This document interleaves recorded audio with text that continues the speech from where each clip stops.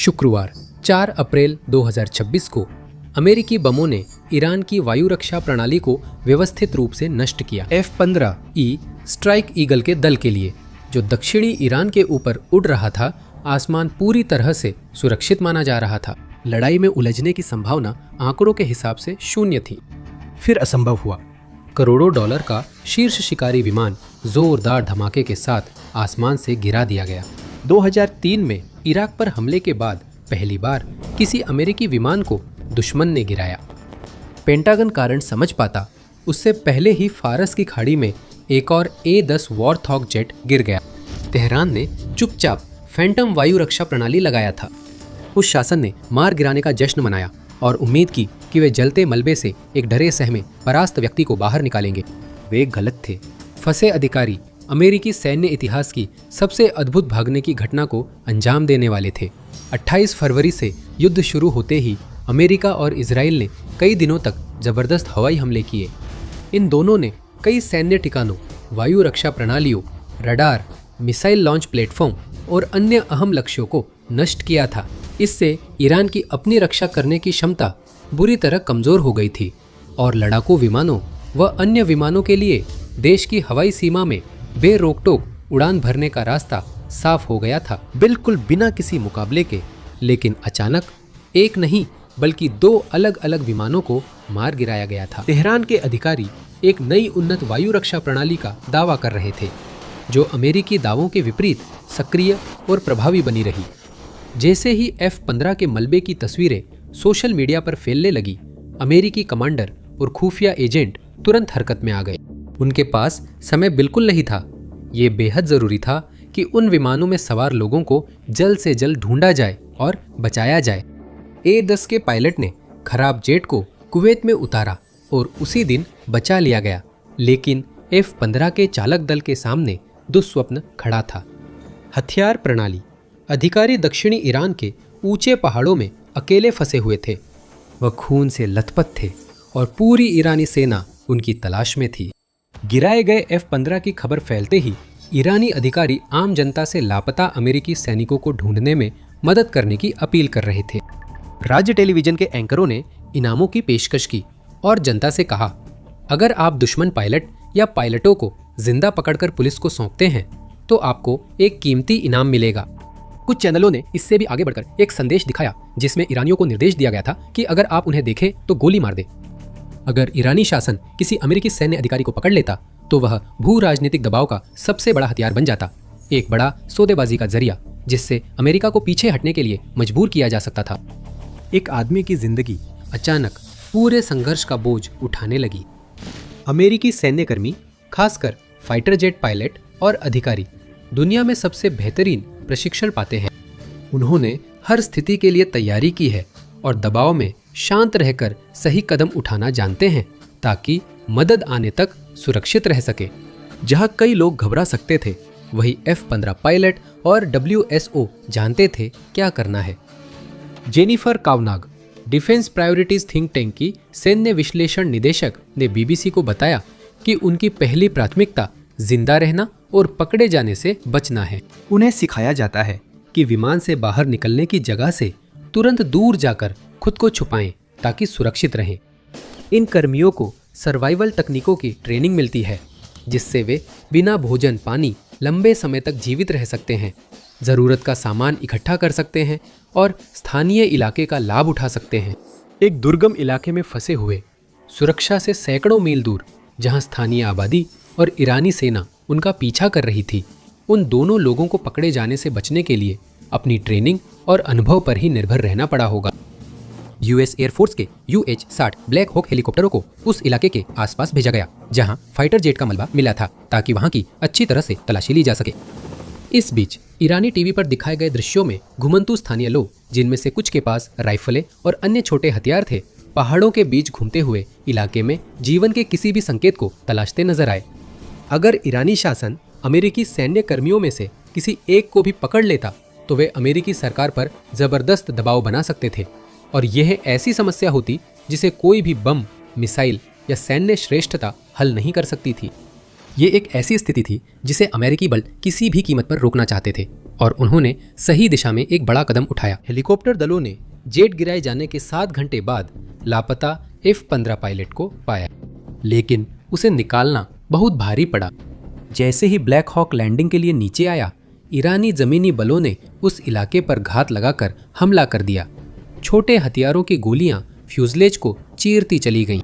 अमेरिकी क्रू घायल हुए, लेकिन बचाव दल ने पीछे हटने से मना किया। वे मोर्चे पर डटे रहे, पायलट को हेलीकॉप्टर में चढ़ाया और घातक घेरे को चीरते हुए बाहर निकले। हेलीकॉप्टर किसी और नुकसान के बिना उस इलाके से निकलने में कामयाब रहा और सुरक्षित रूप से बेस पर उतर गया, जहां घायल बचाव कर्मियों का इलाज किया गया। पायलट सुरक्षित था, लेकिन काम का सिर्फ आधा हिस्सा ही पूरा हुआ था। WSO अभी भी वहां कहीं था, ईरान के ऊंचे पहाड़ों की दरारों, खाइयों और ऊबड़ खाबड़ चट्टानों में छिपा हुआ था। अचानक पायलट की सुरक्षित वापसी का जश्न मनाने के बाद अमेरिकी अधिकारी चिंताजनक रूप से चुप हो गए। कई घंटे बीत गए पर कोई नई जानकारी नहीं मिली। दुनिया देखती रही और इंतजार करती रही। यह सुनिश्चित नहीं था कि दूसरा आदमी अभी भी जीवित है या नहीं, या वह दुर्घटना के बाद मारा गया था या शायद ईरानी बलों द्वारा पकड़ा गया था। फिर सोशल मीडिया पर और भी वीडियो सामने आने लगे, जिनमें हेलीकॉप्टर और अन्य अमेरिकी विमान, जिसमें एक सी 130 परिवहन विमान भी शामिल था, दिखाई देने लगे। इस तरह का विमान अक्सर चिकित्सा निकासी मिशनों में इस्तेमाल होता है और दक्षिण पश्चिमी ईरान के ऊपर उड़ रहे थे। बचाव मिशन जारी है और खबरों के अनुसार अमेरिका ने ईरान में कई अन्य सैन्य अभियानों को अस्थायी रूप से रोक दिया था। लापता अधिकारी की तलाश और वापसी के लिए दर्जनों स्पेशल ऑपरेशंस फोर्सेस ने अपना समय और संसाधन समर्पित किए। फिर भी उन्हें मुश्किलें आईं और यह किसी भी तरह से सामान्य नहीं था।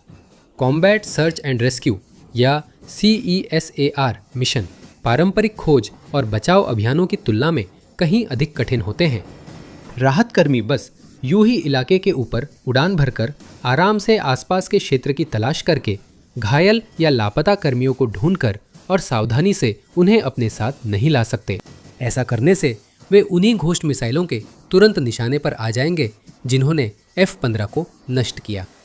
ऐसे मिशन आमतौर पर हेलीकॉप्टरों द्वारा किए जाते हैं, जो दुश्मन की मिसाइलों द्वारा देखे जाने और रोके जाने के जोखिम को कम करने के लिए जमीन के बहुत करीब उड़ते हैं। हेलीकॉप्टर के स्पॉटर्स को लापता कर्मियों को खोजने का सबसे अच्छा मौका मिलता है और जीवित मिलने पर समय नहीं गंवाना चाहिए। पैरा रेस्क्यू जंपर्स को जरूरत पड़ने पर अपने विमान से कूदने के लिए तैयार रहना पड़ता है। उन्हें लापता व्यक्ति से संपर्क करना होता है, आवश्यक चिकित्सा सहायता प्रदान करनी होती है और फिर सुरक्षित स्थान पर पहुंचना होता है ताकि उन्हें निकाला जा सके। ये सब करते हुए उन्हें अपने चारों ओर जमीन पर मौजूद संभावित दुश्मन बलों से भी बचना होता है। ये मिशन बहुत जटिल, जोखिम भरे और बेहद समय संवेदनशील होते हैं। हमेशा कुछ गलत हो सकता है। एक पूर्व पैरा रेस्क्यू जंपर के स्क्वाड्रन कमांडर ने CESAR अभियानों को डरावना और बेहद खतरनाक बताया। अमेरिका के पास दुनिया की कुछ सबसे बेहतरीन बचाव टीमें हैं जो कई बार खुद को साबित कर चुकी हैं। जैसे 2005 में जब पैरा रेस्क्यू दलों ने एक अमेरिकी नेवी सील को बचाया था जो घायल हो गया था और दुश्मन बलों द्वारा घात लगाकर हमला किए जाने के बाद अपनी टीम के साथ एक छोटे अफगान गांव में शरण ले रहा था। पैरा रेस्क्यू जवानों ने पहले भी चमत्कार किए हैं और 5 अप्रैल को फिर उन्हें CESAR मानकों से भी वही दोहराना पड़ा। ये जटिल मिशन था जिसमें ट्रांसपोर्ट प्लेन, हेलीकॉप्टर, साइबर, अंतरिक्ष और खुफिया संसाधन भी शामिल थे। सैकड़ों स्पेशल ऑपरेशंस कर्मी एक लापता अधिकारी को ढूंढने में जुटे थे जिन्हें शुरुआती दुर्घटना में गंभीर चोटें आई थी। खून बहाते हुए अधिकारी ने 7000 फुट ऊंची पहाड़ी धार पार किया।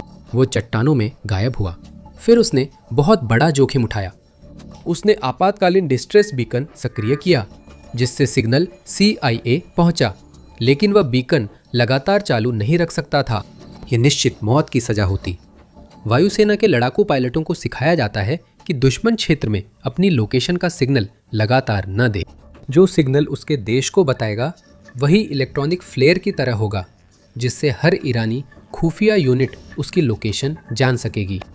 WSO को उसे थोड़ी देर के लिए चालू करना पड़ा ताकि अमेरिकियों को लोकेशन मिल जाए, फिर तुरंत बंद करना पड़ा ताकि वो छुपा रह सके। उस बीकन के एक्टिवेट होते ही CIA को WSO कहाँ छिपा था इसका अंदाज़ा हो गया। उस वक्त बचाव मुमकिन नज़र आ रहा था। लेकिन समय बहुत कम था और कुछ ही मिनटों में अधिकारी को गश्त करते हथियारबंद ईरानियों द्वारा देखा जा सकता था।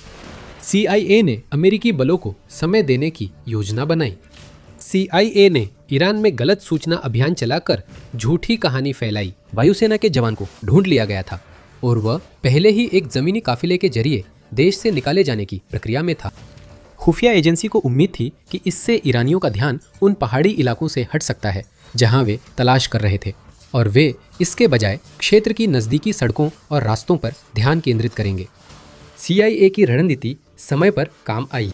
एक वरिष्ठ अधिकारी ने न्यूयॉर्क टाइम्स को बताया कि ईरानी दलों में भ्रम फैलने लगा, लेकिन थोड़ा समय मिल जाना काफी नहीं था। ईरानी हत्या दस्ते व्यवस्थित रूप से पहाड़ी दर्रों की तलाशी ले रहे थे और वे उसकी लोकेशन के खतरनाक रूप से करीब पहुंच गए थे। वे उसकी स्थिति से सिर्फ 2 मील दूर थे। 2 मील की दूरी सुनने में लंबी लगती है, लेकिन ईरानी पहाड़ों की घनघोर खामोशी में 2 मील इतनी नजदीक है कि आप एक डीजल ट्रक के इंजन की आवाज को कच्ची सड़क पर चढ़ते हुए और कुत्तों के भौंकने की आवाज को सुन सकते हैं। अधिकारी चारों तरफ से घिरा हुआ था। वो हजारों दुश्मनों के मुकाबले बहुत कम संख्या में था और ईरानी शासन भी करीब आ रहा था, लेकिन अमेरिकी बल भी पास ही थे। अपनी विश्व स्तरीय निगरानी तकनीकों का इस्तेमाल करते हुए CIA ने इलाके में मौजूद बलों को लगातार रियल टाइम जानकारी देना जारी रखा, जिसमें नेवी सील टीम 6 के सदस्य, डेल्टा फोर्स कमांडो और आर्मी रेंजर भी शामिल थे। 2 C-130 ट्रांसपोर्ट विमान जमीन पर थे और घायल अधिकारी व उसके बचावकर्ताओं को तुरंत बाहर ले जाने के लिए तैयार थे। साथ ही हेलीकॉप्टरों, निगरानी विमानों, फाइटर जेटों और एरियल टैंकरों का एक कहीं बड़ा दस्ता भी जरूरत पड़ने पर मदद के लिए तैयार था। घंटों मेहनत के बाद उन्होंने अधिकारी की लोकेशन और पहचान की पुष्टि कर ली। अब कार्रवाई का वक्त था। गुप्त कार्रवाई और गोपनीयता का समय खत्म हो चुका था। अब योजना खुली हिंसक कार्रवाई की ओर मुड़ गई थी। अमेरिकी और इजरायली युद्धक विमानों ने आसमान को चीर दिया। उन्होंने पहाड़ी दर्रों पर भारी विस्फोटक गिराए। उन्होंने आग की एक दीवार बनाकर आगे बढ़ती ईरानी सेनाओं को शारीरिक रूप से रोक दिया। ऑपरेटरों को हेलीकॉप्टर से अधिकारी के स्थान पर उतारा गया। कमांडो धूल और अफरा तफरी में आगे बढ़े और चट्टानों के बीच खून से लथपथ उसे पाया। वायुसेना का जवान घायल था, लेकिन भारी कवर फायर के बीच जिंदा था। कमांडो आसपास के इलाकों में फायरिंग कर रहे थे ताकि हवाई हमलों से बचे हुए दुश्मनों को डराया जा सके। वायुसेना के जवान को हेलीकॉप्टर से पास की हवाई पट्टी लाया गया, जहां अंधेरे में खड़े विशाल C-130 ट्रांसपोर्ट विमान में उसे स्थानांतरित किया गया। योजना तुरंत निकासी करने की थी। रिपोर्टों के मुताबिक C-130 का नोज गियर रेतीली जमीन में फंस गया, जिससे उड़ान संभव नहीं थी। 75,000 पाउंड का विमान रेत में पूरी तरह से धंस गया था। वे दुश्मन इलाके में खड़े एक विशाल लक्ष्य थे और वे फंस चुके थे। सूरज निकलने वाला था। ईरानी ड्रोन कभी भी आ सकते थे। क्रू ने रात भर बेतहाशा खुदाई की ताकि फंसे हुए पहियों को छुड़ा सके, लेकिन यह पूरी तरह बेकार था। हर घंटे के साथ ईरानी सेना के करीब आने का खतरा बढ़ता जा रहा था। WSO और अन्य कर्मियों को आखिरकार निकालने के लिए 3 और परिवहन विमान उस इलाके में भेजे गए। दोनों फंसे C-130 विमान और कई MH-6 लिटिल बर्ड हेलीकॉप्टर अमेरिकी युद्धक विमानों ने उड़ा दिए ताकि वे दुश्मन के हाथ न लगे। इसके तुरंत बाद अमेरिकी राष्ट्रपति डोनाल्ड ट्रंप ने ऑनलाइन लिखकर अमेरिकी जनता और पूरी दुनिया को यह अच्छी खबर दी कि घायल WSO सुरक्षित और स्वस्थ है। ट्रंप ने आगे बताया कि ईरानी बल हर घंटे उस अधिकारी के और करीब आते जा रहे थे, लेकिन अमेरिकी बलों ने बिना किसी नुकसान या चोट के उसे सफलतापूर्वक निकाल लिया।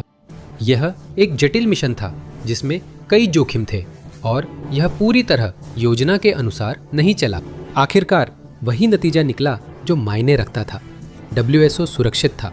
अब अमेरिकी अधिकारी के दुश्मन के हाथों पकड़े जाने और उसे सौदेबाजी के मोहरे की तरह इस्तेमाल किए जाने का खतरा नहीं था। अमेरिका एक बार फिर जीत गया था और ईरान का संभावित रूप से खेल बदलने वाला फायदा उसके हाथ से फिसल गया था। देखने के लिए धन्यवाद और हम आपको अगले युद्ध क्षेत्र में फिर मिलेंगे।